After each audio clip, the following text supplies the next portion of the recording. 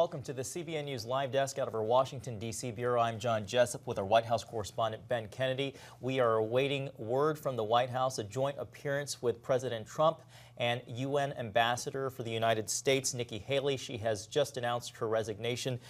She has been an effective member of Trump's administration working at the United Nations. She was confirmed with within just a matter of days of his inauguration and has been seen as an effective leader at the UN. Ben, what are you hearing about her resignation? Well, John, wow. I mean, to be honest with you guys, this was come at a big surprise this morning. This was not something we expected to happen. In fact, we are hearing that Ambassador Haley told her staff just this morning that she planned to step down. President Trump just tweeted out about 10 minutes ago that big announcement with my friend, Ambassador Nikki Haley, in the Oval Office at 10:30.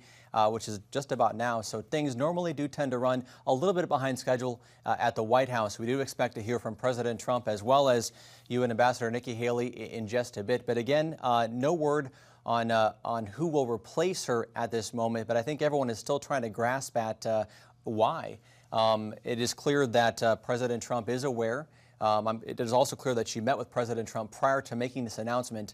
I'm expecting to find out more at 10:30 into exactly what led up to her stepping down. But you have to realize Nikki Haley has been a very supportive member of President Trump's cabinet and also a friend of Israel. If you guys remember, she was instrumental in moving the embassy from Tel Aviv to Jerusalem. She fought really hard against the oppression of religious freedom in North Korea, as well as removing the nuclear weapons.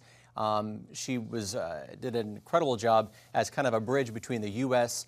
and the United Nations. And as of just a few moments ago, it appears she now plans to step down. Yes, and as Ben just commented, we will bring you the tape of President Trump and Nikki Haley as soon as that becomes available. We're waiting. That should take place within a matter of minutes. A little bit of background on Nikki Haley. Of course, she was a popular governor from South Carolina. She made big headlines when she insisted after the church shooting there in Charleston at Mother Emanuel AME Church to take down the Confederate flag in South Carolina, state flag.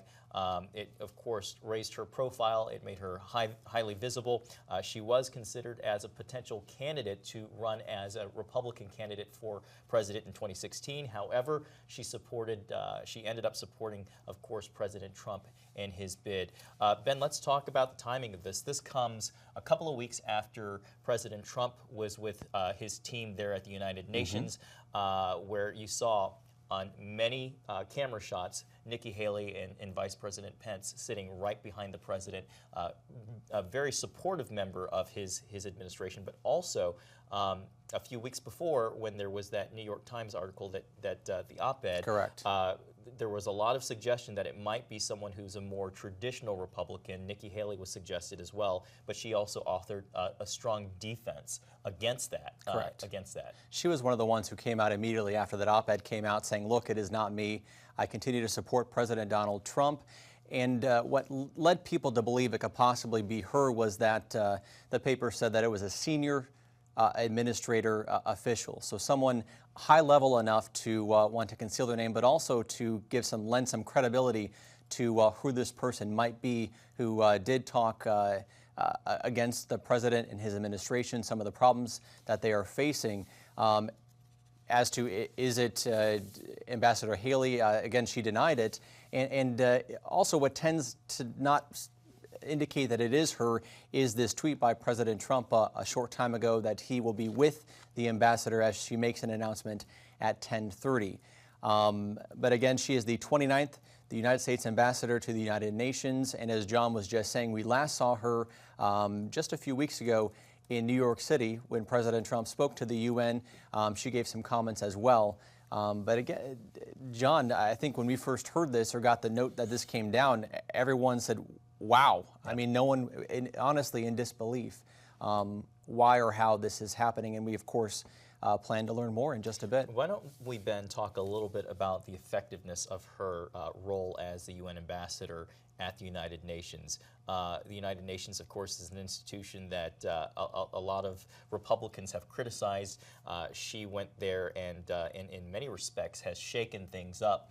You had just mentioned her support for Israel, also its move from the U.S. Embassy in Tel Aviv to Jerusalem. But calling out nations like Iran and North Korea in ways that we haven't seen in the past. Let's talk a little bit about You're right. The thing about Nikki Haley, she is not afraid to go on the offense. And she was very vocal about the things John was just talking about, which is very important to our audience. Israel, recognizing Jerusalem as the capital. I know past presidents have promised that for the past more than 20 years, but no one really fulfilled that. And under President Trump, that took place. And yes, Ambassador Haley was instrumental in getting that done and keeping closer ties and relationship with Israel. But also, yes, calling out North Korea, calling out Iran, calling out Turkey for the holding Pastor Andrew Brunson, which is still the case today. At the same time, she was a member of the Trump administration that whether or not you're a Republican or a Democrat, you did admire her. She worked incredibly hard in the United Nations, and it's clear the impact that she has had in a very short time, less than 2 years, serving as ambassador. And now, as of just a few moments ago, she plans to step down. Yeah, also a compelling life story. The daughter of an Indian immigrant and raised here in the United States, of course, and has just, she's also been very vocal about her Christian faith. She's spoken to CBN on several accounts, most recently, I believe, with CBN's chief political analyst, David Brody. And she's just very forceful in her defense of religious freedom, as you were just saying, also calling out Turkey because of its imprisonment of Pastor Andrew Brunson. One thing about Ambassador Haley, and this is important because we've been dealing with the confirmation of Justice Kavanaugh, Ambassador Haley really got bipartisan support when she became the United States ambassador. She, with a vote of 96-4, she was voted in. And that's incredibly large numbers when you think about the vote that just happened over the weekend for now Justice Brett Kavanaugh, how it was 50-48. Clearly partisan support. Only one Democrat crossed party lines to say yes, and that was not the case with Ambassador Haley. Just to kind of put things into perspective, the support she had from both Republicans and Democrats. And again, if you're just tuning in right now, she told her staff this morning that she did plan to step down as the UN ambassador, and it is still not clear what led up to this announcement. President Trump tweeted out that at 10:30, which I know we're quite about 7 minutes past 10:30, both he and Ambassador Haley plan to make an announcement in the Oval Office where we expect to learn why and also what's in store. I'm sure there's a reason behind her stepping down, and then of course President Trump now faces another important task of finding someone to replace her. Sure.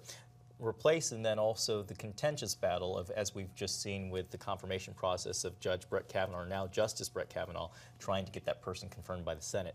I suspect it might be easier given the role. However, we'll just have to wait and see. And you're right. I feel like at the United Nations, whether you're a Republican or Democrat, at the United Nations, we're the United States. And I feel like a lot of the big issues have bipartisan support. Sure. Specifically Iran, with Turkey, with Syria. It appears whether, it doesn't matter quite what aisle you are a party to, Sure. You are in agreement to the issues that are facing those countries. I think it's also been interesting to watch Nikki Haley because she hasn't always been completely in lockstep with the president. I think she was probably even more forceful ahead of the president when it came to the atrocities that we've been witnessing in Syria. She's been very vocal about Bashar al-Assad, the president of Syria, and taking steps to to prevent him from gaining a stronger foothold than what he already has in the war, in the Syrian civil war, which has been raging now for years. And then we saw President Trump, of course, follow suit and launched the Tomahawk missiles late last year. And I think that was an interesting way where you saw Nikki Haley kind of out front, in front of the president. In many respects, being a forceful advocate, but also kind of wearing her heart on her sleeve and showing the compassionate side of diplomacy when it comes to representing the United States at the United Nations. We should also mention, Ben, that The Hill was reporting that a watchdog, a government watchdog group called the Citizens for Responsibility and Ethics in Washington, did send a letter to the State Department Inspector General to investigate flights that Nikki Haley had been taking. They say that, according to The Hill, Haley acknowledged in her 2017 public financial disclosure that she did take 7 free flights between New York, Washington, D.C., and 3 cities in the former governor's home state of South Carolina. So that is a bit of news also to add into the equation. Not sure how it all factors in, but as far as trying to provide a breadth of scope on the information that we're getting, that did just, that watchdog group did file that request yesterday.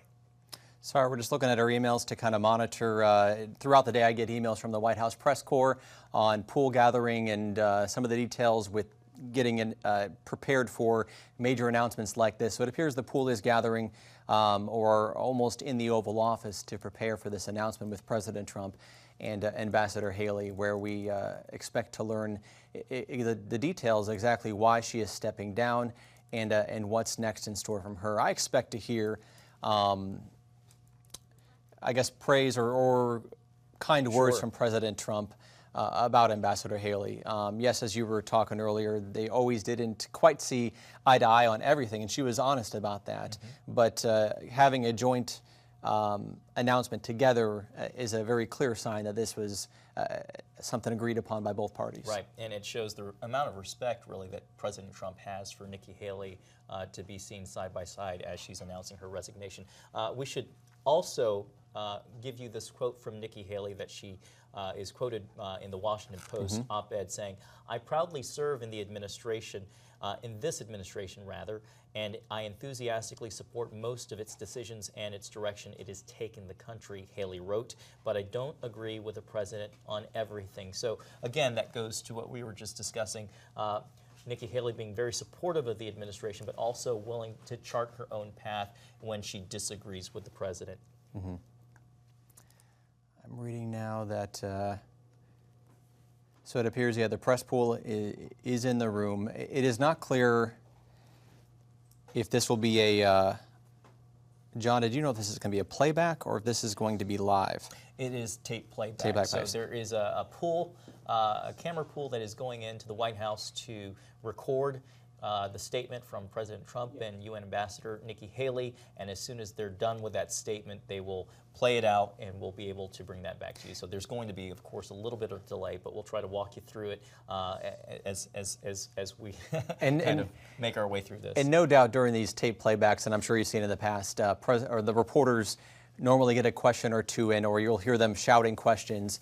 And I think in a moment like this, there are a lot of questions that need to be answered.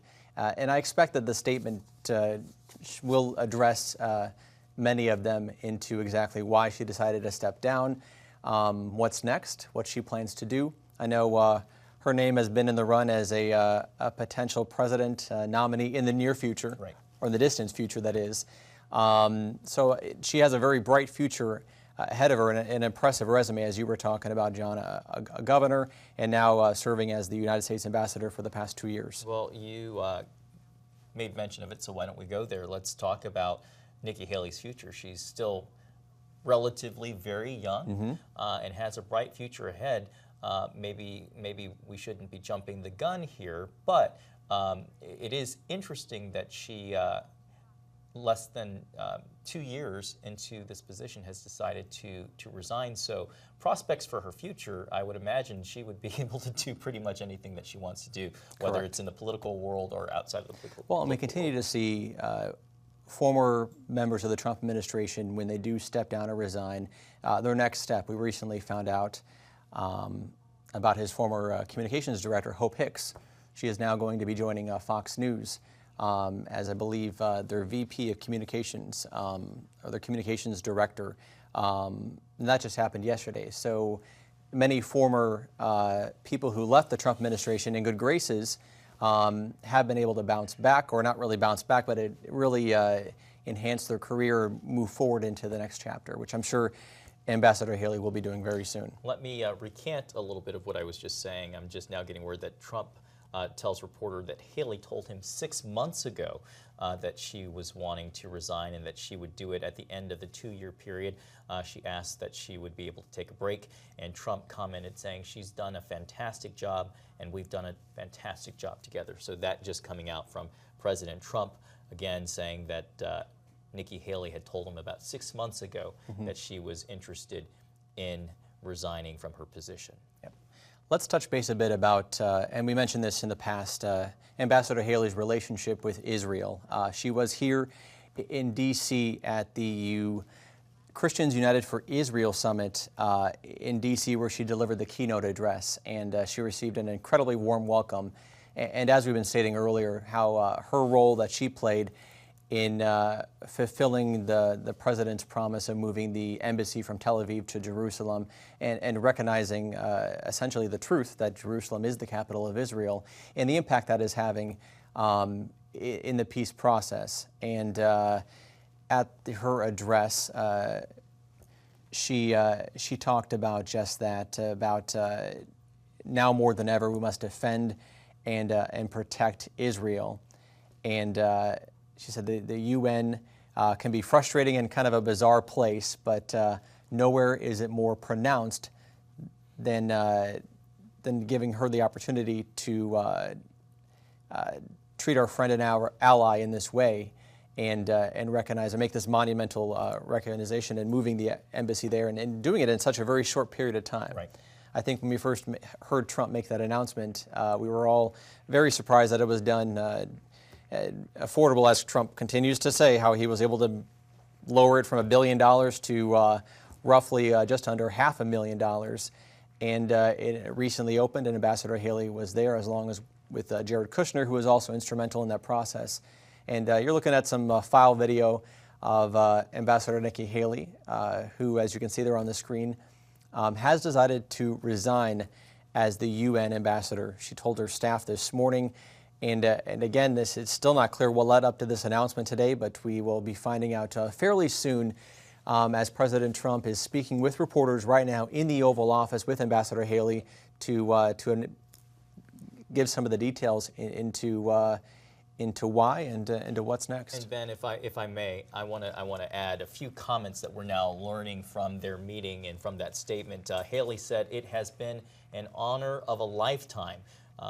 That is her direct quote from her statement with President Trump, and I'm also told that President Trump said that she could come back at any time. I believe we're also hearing that she has also made it very clear that she does not intend to run in 2020 against President Trump. Well, there you go. And we mentioned that just a short time ago, that her name was being thrown around as a possible nominee or candidate for the presidency, and that just, and one of the reasons being is her success in the UN, and again, her bipartisan support. It's interesting, President Trump leaving the door open for Nikki Haley to come back to the administration if she so chooses.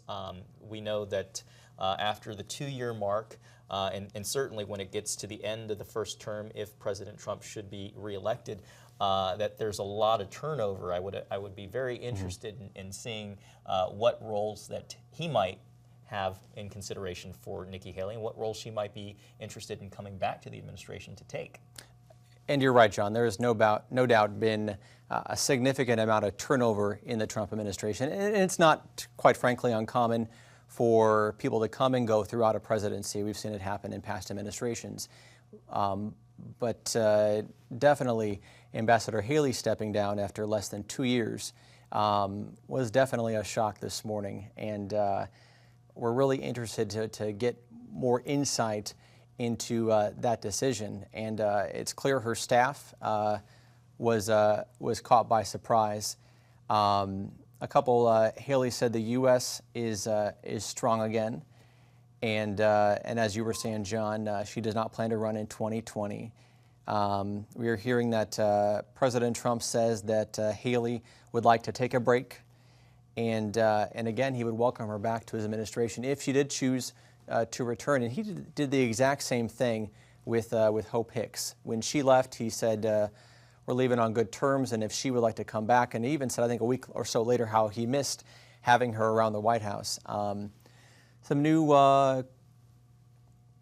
reaction on the Hill. Speaker Paul Ryan just tweeted out that Nikki Haley has been a clear, consistent, and powerful voice for America's interests and democratic principles of the world stage. She challenged friend and foe to be better. I am saddened that she is leaving the administration, but so grateful for her service. Thank you, Nikki. And I expect to hear more responses and reactions from senators throughout the day and congressmen and women who have been impacted with her, who have worked with her over the years. And definitely a well-liked person in the administration. I can tell you when I have events in the Rose Garden or the East Room and Ambassador Haley is there, no doubt everyone is always very pleased to see her, and she's got a really good repertoire with the group. Let's put a bookmark right there and just recap for anyone who might be joining us now. We are breaking into our news channel coverage to inform you that Nikki Haley, the U.S. Ambassador to the United Nations, has announced her resignation. She is speaking with President Trump, or she has been speaking with President Trump in the Oval Office to make a statement. We are waiting for the tape to come back so that we can play that for you. Ben, you were just hinting about Nikki Haley and the sense of respect that she has among her colleagues and her peers. Can you give us a more, I guess, description about that? How well respected is she within the White House West Wing? Well, and not just the White House West Wing, but also in Congress and in the Senate. Like we discussed earlier, right out the gate when she was a nominee, she was confirmed to be the ambassador of the UN with a vote of 96-4. So right off the bat, you can see, okay, she has bipartisan support. And since she's been in the UN, she's done a lot of good for the United States. She's been an advocate for Israel, as we've talked about before. She's been a voice of opposition against terrorism, against Iran, against North Korea. And she also did play a role in the historic summit between President Trump and North Korean dictator Kim Jong-un, and we're hearing that there'll be a second summit coming up fairly soon. It's going to be interesting to see what kind of impact all this will have on the midterms, which are less than 30 days away. Kind of hard to believe, but between Brett Kavanaugh being confirmed in a public ceremony last night, his first day on the job is today, but his first day on the job turns out is the last day on the job for UN Ambassador Nikki Haley. And it just seems, if I'm sure you watch the news, stick with us here at CBN, it is just nonstop at the White House. Pretty much every single day there's a big story. Major news is happening, and you bet this is going to be felt throughout the United Nations, because as we were talking about, Nikki Haley was well-liked and well-respected there as well as right here in the U.S. She's definitely seen as very effective at the United Nations. Haley is also adding, here are more statements from her meeting with President Trump, that the United States is strong again. She was apparently in the room with both Jared Kushner and President Trump's daughter Ivanka, and was apparently praising them and their role as well. And let's remember, we saw Jared and Ivanka at the embassy opening in Jerusalem when the U.S. Embassy did move from Tel Aviv to Jerusalem. She also added emphatically that she is not running in 2020. So a lot of people probably making some guesses and trying to figure out what this maneuver is about the timing, but she wanted to make it very clear that she's not looking to run against President Trump in 2020. And President Trump did say that he would welcome her back. He left the door open for her to return back into the administration at any time. And we mentioned earlier, the last time we saw the ambassador was a couple weeks ago in New York City when President Trump gave one of the keynote addresses at the UN there. She also gave some remarks afterwards. And as John and I have been talking about for the past several moments, every time we've seen President Trump with Ambassador Haley, they do always seem to be in agreement, and she was definitely one of the key players in his administration, particularly in the United Nations, where it is needed now more than ever with the trade disputes, with the situation in Syria, the terrorist attacks as well, the strikes along the Gaza border between Israel. So she's been playing a very instrumental, bold role to protect those who need to be protected. That's right. And, you know, we talked a little bit about what motivates Nikki Haley, and we had mentioned it being a lot, a big source of that was her Christian faith. Mm-hmm. Earlier this summer, she spoke at Christians United for Israel, and was quoted as saying, "The United Nations is an interesting place. There are times when it can be a force for good, but the UN can also be an enormously frustrating and bizarre place. Nowhere is that more pronounced than in the truly awful way the United Nations has treated Israel for decades." So she talked about how her Christian faith really inspired a lot of the actions that she took at the United Nations to support Israel and really to call out Iran for its constant antagonism of the state of Israel in the Middle East. Well, and you've heard Prime Minister Benjamin Netanyahu say the #1 threat to Israel is Iran. He said that time and time again, and it's a constant struggle. And having the United States as a very vocal, strong ally has been instrumental in attempting to maintain peace in the region. I mean, we've been waiting for months now for the President and the White House to unveil its Middle East peace deal.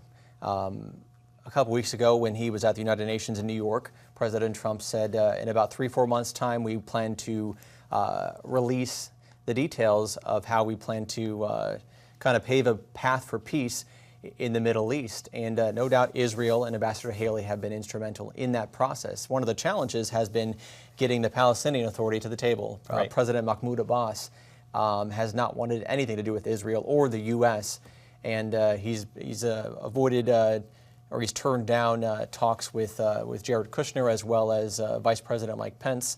And no doubt Nikki Haley, as the UN ambassador, I'm sure her and her office have been working very diligently to try to bridge that gap between those two countries, as well as the U.S. It's kind of a trilateral, as the U.S. kind of being the help to bridge a peace there. And Ambassador Haley has been in the fight. So losing her, we'll have to wait and see what kind of impact that has with Israel. But back to her faith, I think what really struck me, how she cited that her faith in Jesus is the reason for her support in Israel. Right. And, and no doubt the Israeli people were very much appreciate it. Correct. Ben, we have some sound that we recorded with Nikki Haley earlier this year in an interview with Chief Political Analyst David Brody. Let's play it out and then come back and talk about it at I the think other side. everyone wants to think that there's people around the president that aren't just yes men or women, that they actually do push back. I can tell you I met with the president this morning for an hour. There were some things that he may have liked that I said and some things that he may not have liked what I said. But he asked me what my thoughts are, and I tell him the truth, but I tell him in private. And I'm sure his relationship with Secretary Pompeo and with Ambassador Bolton, he's got his own kind of relationship with them. But, you know, to his credit, regardless of whether I say something he likes or not, he's respectful, he listens to it, and we have a conversation about it. And that's what everyone should want in their president, is someone willing to hear the bad news, someone hearing to hear things when they're not all rosy and good. And then sometimes we celebrate, because there's a lot of good things happening in the country, whether it's the fact that he was able to get more defense spending in NATO, whether it's the fact that we're really starting to see North Korea come to the table, or we push back on Iran, or that we've declared Jerusalem the capital of Israel. There's so many good things that sometimes when there's some negatives that we need to talk about, it's good to tell him, and he's great to listen to it.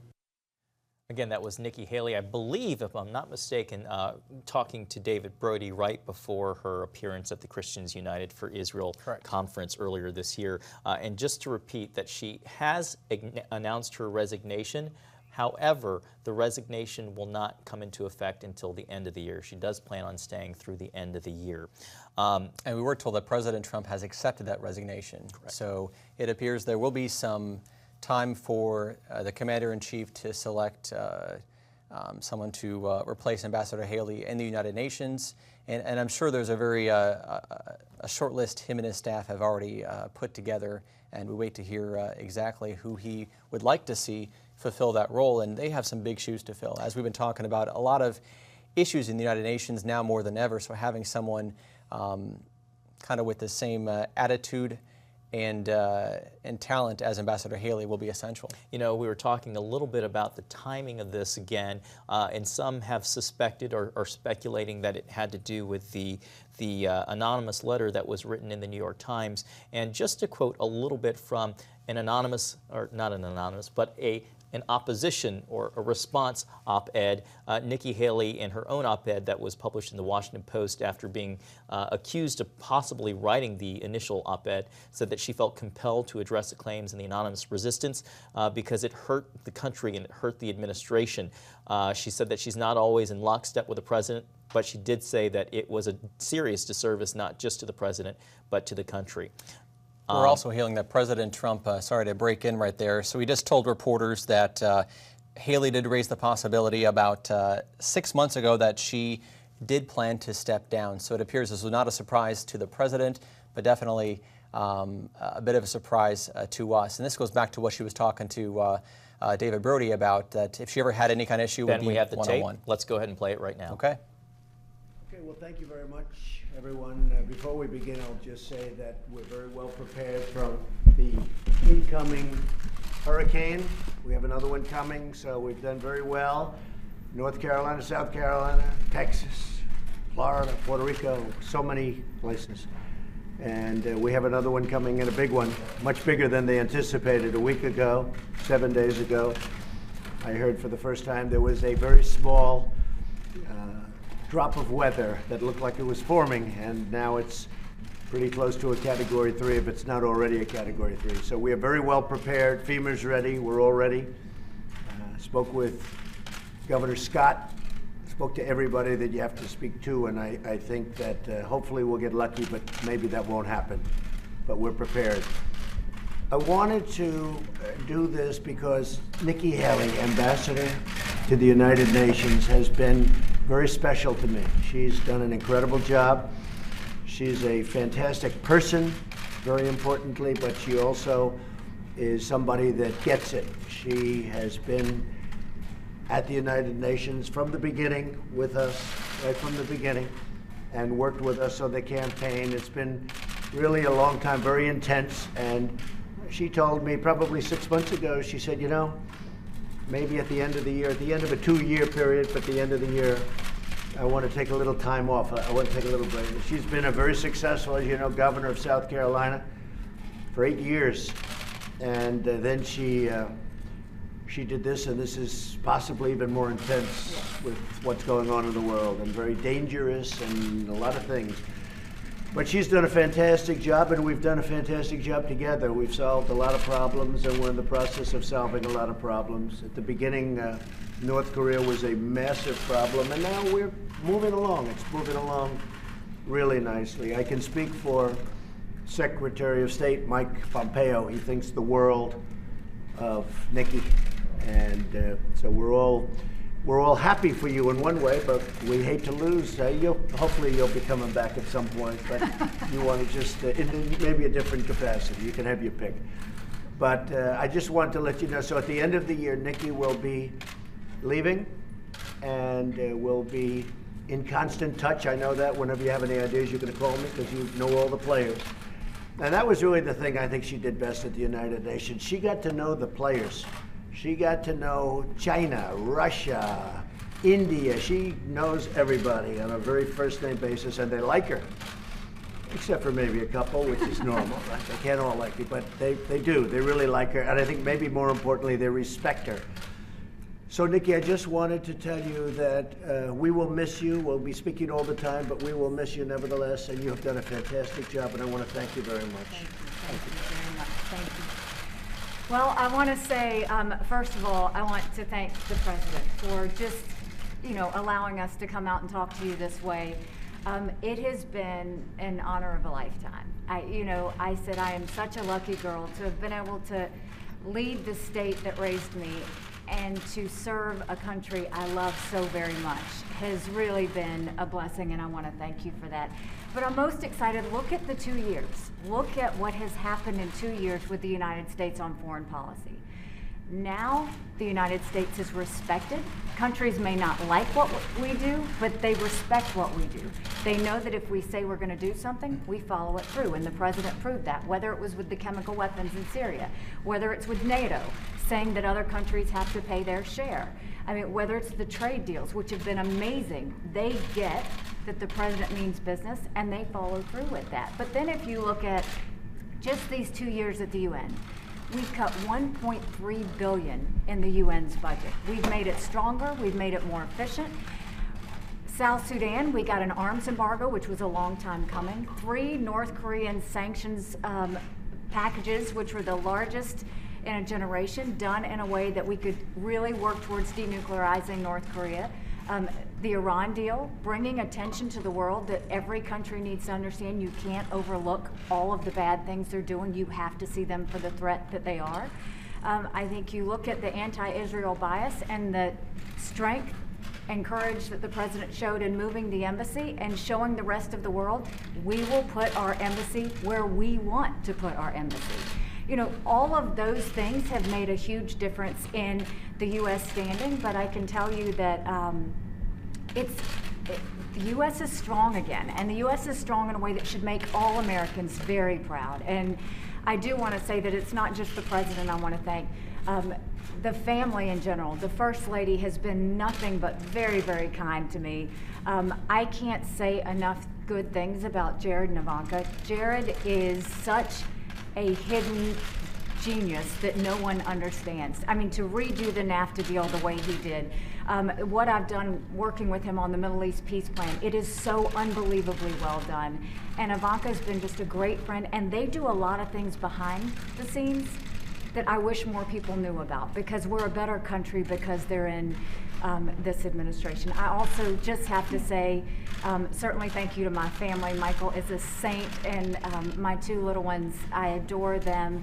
And to Team USUN. They sacrificed a lot. They put a lot of time and energy into it, but they have a lot of heart and really wanted to make America proud. And so with that, I'm not leaving until the end of the year. My goal is that we make sure that everything is in good place and for the next ambassador to come in. But it's a great day in the United States, and I'm proud to have been part of the team. Now, I don't have anything set on where I'm going to go. I think that the main thing was I was governor for 6 years, and we dealt with a hurricane, a 1,000-year flood, a church shooting, a school shooting. There was a lot. And then to come in and do 2 years of Russia and Iran and North Korea, it's been 8 years of intense time, and I'm a believer in term limits. I think you have to be selfless enough to know when you step aside and allow someone else to do the job. So thank you, Mr. President. It's been an honor of a lifetime.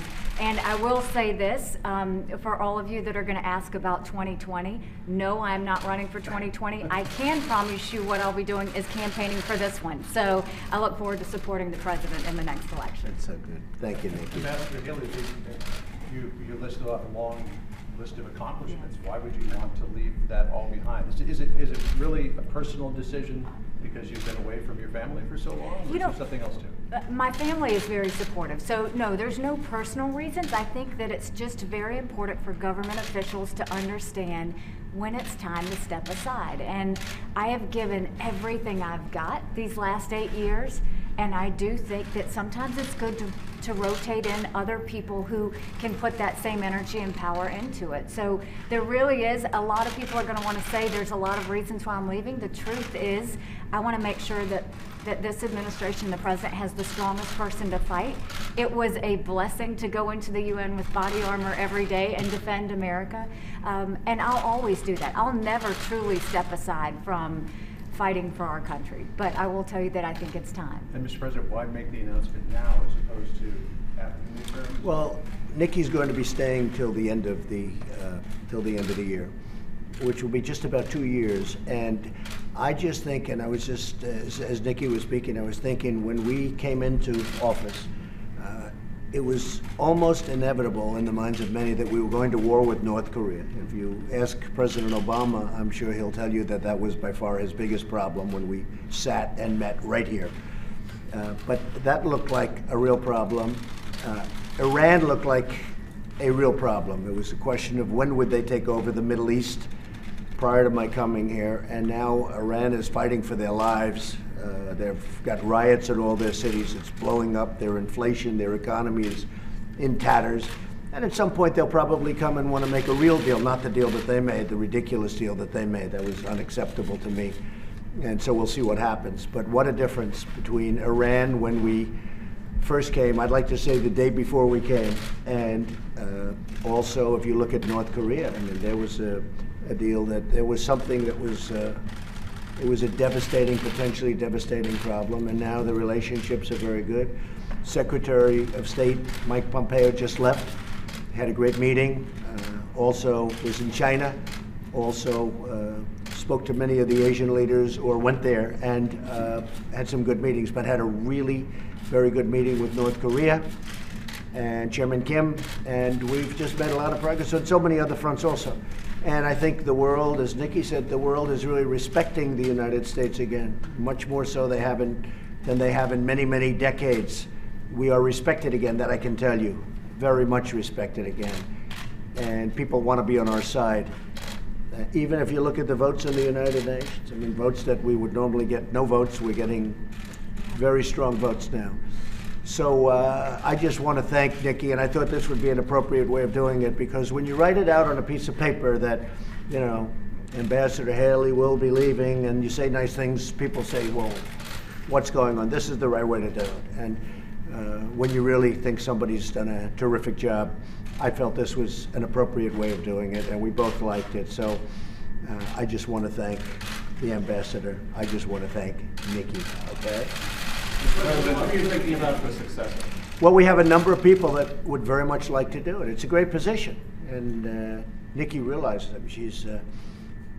I think she's helped make it a much better position, if you want to know the truth. I think it's become maybe a more glamorous position than it was 2 years ago. Maybe I wonder why, but it is. Yeah, I mean, she's made it a very glamorous position. She's made it a more importantly, a more important position. So we have, I can almost say, many people that want to do it, and they're very good people. And I'll be talking also to Nikki about that, and to the general about that, and to my staff. But we have many people that are very, very much interested in doing it. You said you just saw Secretary Pompeo. Are you frustrated by the lack of actual announcements that are coming? No, not only am I not frustrated, I think it's incredible what's happening. You're talking about North Korea? It's amazing the way the media, who are you with? With France 24.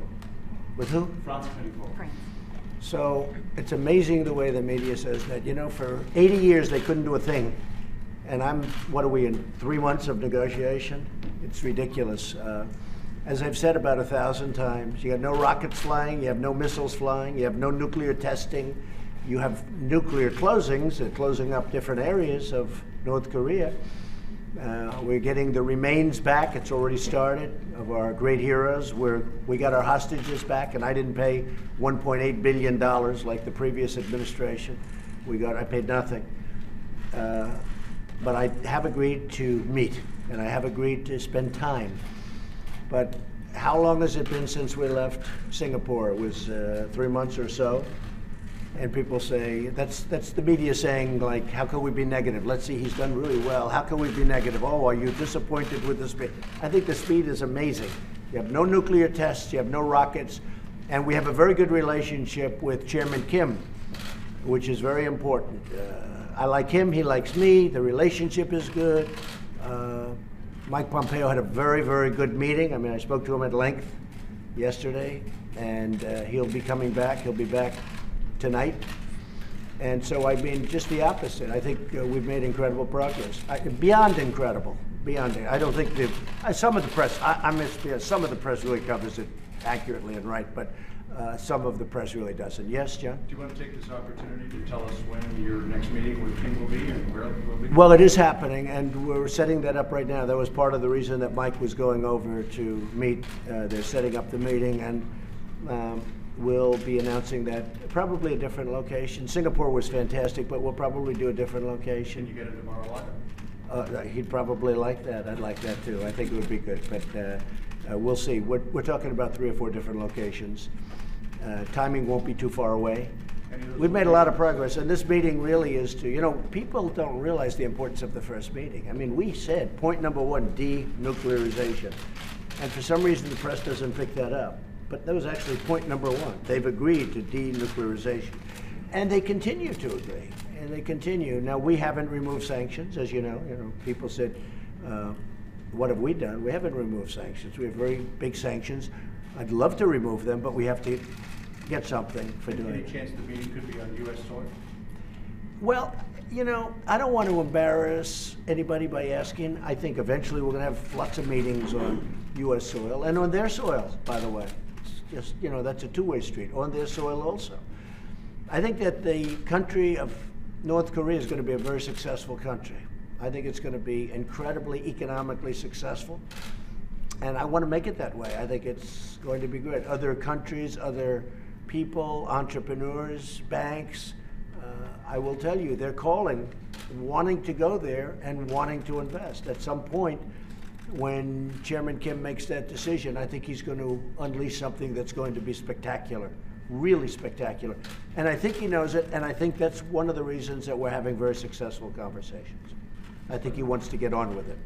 President, when will a successor Yes. to Ambassador Haley be named? Excuse me? When will a successor to Ambassador Haley be named? When?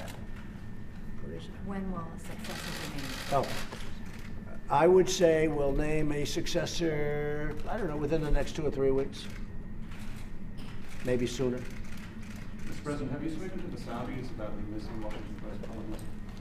I have not, no I haven't, but I will be at some point. What do you know at this point? I know nothing right now. I know what everybody else knows, nothing. Just, What's your response to Hillary Clinton saying last night's swearing in of Judge Kavanaugh was a more political event than it was a national event? I guess that's why she lost. She doesn't get it. She never did. I knew that a long time ago. Hillary never got it. That's why she lost. Anything else? Sir, the midterms are in 4 weeks. Yeah. What's your prediction right now for the GOP, and how's your stamina out on the campaign trail? I think we're going to do well. What you people would say, I guess, if you saw there was a 5% drop-off, you'd say there's something wrong with the president. You would say, but no, I'm going to Iowa tonight. We have a big, big crowd. Going to make a big announcement tonight, by the way, in Iowa. We're going to be making a very big announcement. And I have to say the farmers are so thrilled with the USMCA, the new agreement. I don't use the word NAFTA because NAFTA was a disaster for our country. NAFTA, we lost millions and millions of jobs, thousands and thousands of factories and plants, and bad for farmers. You look what happened. Farmers over the last 15 years, it's only gone down. Now they're going to go up. We just opened up Mexico. We just opened up Canada. And it's great for our farmers. But I'm going to Iowa tonight, and we'll be talking a little ethanol tonight. And got some great things planned. And speaking of that, I will say, if you look at industries, the steel industry in this country is back like nothing I've ever seen before. In a period of 6 months since we started doing what I'm doing, the steel industry has literally revived. U.S. Steel is opening up 8 plants. Nucor is opening up. The steel industry in our country is really, really hot. So it's really been great. But I'll be going to Iowa tonight. What about Secretary Pompeo's meeting in China? How did that go? Very well. Very well. No, we're very well. We have a very good relationship with China, but you know they took out $500 billion out of our country for many years, each year, and we just can't let that happen. This should have been talked about by people in this chair for many years. Look, for years and years, they were taking out $200, $300, $400, and even $500 billion a year. We helped rebuild China. If we don't do that, China's not where they are right now. And that's fine with me, but we're not doing it any longer. You promised more tariffs on China after Oh, sure, absolutely. Are you going to go forward with that? 100%. If they do that, if they retaliate, what does retaliate mean? They've already retaliated. They've taken out $500 billion. I think that's the ultimate retaliation. Now, look, China wants to make a deal, and I say they're not ready yet. I just say they're not ready yet. And we've canceled a couple of meetings because I just say they're not ready to make a deal. We can't have a one-way street. It's got to be a two-way street. It's been a one-way street for 25 years. We've got to make it a two-way street. We've got to benefit also. Okay? Thank you. Any other questions?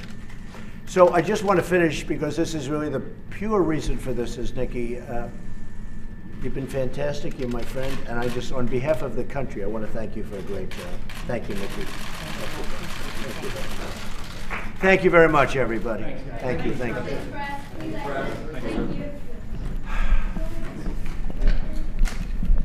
And that was Nikki Haley with President Trump in the Oval Office announcing her resignation as the U.S. ambassador to the United Nations, which will come at the end of the year, fulfilling 2 years at the United Nations, also calling this an honor of a lifetime. She ticked off her list of accomplishments, which range from reforms of the United Nations, sanctions on bad actors on the global stage, and adding that the U.S. is really respected now on the world stage. Ben, as White House correspondent, you cover the administration. What are your thoughts? Well, first, Ambassador Haley said, look, this is not personal. She said, when it's time to step aside, I have given everything I got, rotated new people to bring new energy. So she said she agrees in term limits. And then she kind of talked about her achievements in the UN. For one, they cut $1.3 million in the UN budget. They made it stronger, made it efficient. And then she talked about Israel. She said, look, the UN has an anti-Israel bias, and it took strength and courage in moving the embassy. She also said, look, we'll put our embassy where we want to put our embassy, and that definitely was the case, moving it from Tel Aviv to Jerusalem. She ended saying, look, the U.S. is strong again, and she said she will never truly step aside in serving the country. She made it very clear, John, that she does not plan to run in 2020 as president. And President Trump also fielded questions about, well, what's next? He said, look, I have a short list of very strong candidates, and I hope to release a name in the next 2 or 3 weeks. So we'll all be waiting to hear who is on that list. Oh, no doubt. And what he has to say about that. And as you just said, Ben, although her term ends at the end of the year, she said that she'll never truly give up fighting for our country. Well, that wraps up our live breaking news coverage. We now return you to programming already in progress.